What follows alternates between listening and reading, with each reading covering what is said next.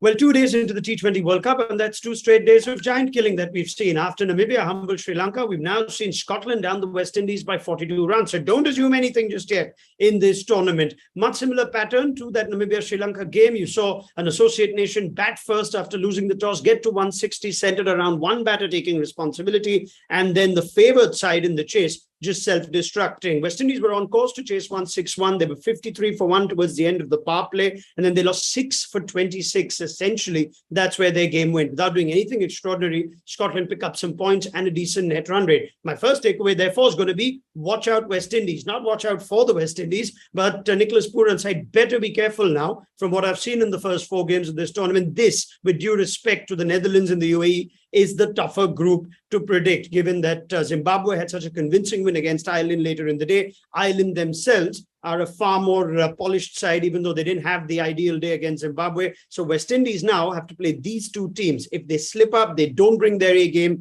against Zimbabwe in a couple of days, that could very well be the end for the two-time champions. So be careful if you are the West Indies. You better bring your A game on, because you did not do that against Scotland.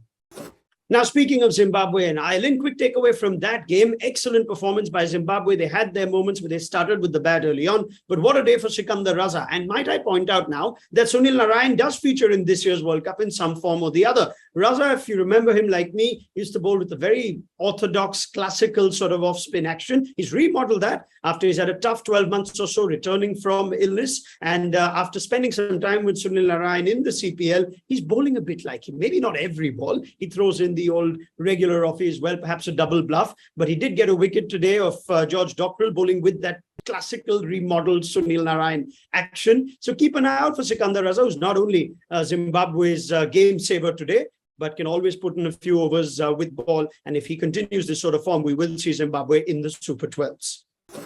Final takeaway is just from the first 4 games that we've seen in round 1 of this World Cup, perhaps teams need to rethink what they want to do with the toss. We've spent so much time in 2020 cricket in the last 12, 18 months talking about teams fancying themselves, chasing tosses, playing a big part at the last World Cup in the UAE. We've now seen 3 teams out of 4 win batting first, 3 captains out of 4 choosing to bowl batting first and losing and not coming anywhere near their targets in the chase, as it turns out. The only team that ended up chasing was that Netherlands-UAE game, where UAE still managed to push Netherlands to the final 2 balls in spite of having just 111 to defend. So food for thought for Sri Lanka, for the West Indies, and for the other teams in round 1, and possibly even for the Super 12s in the World Cup.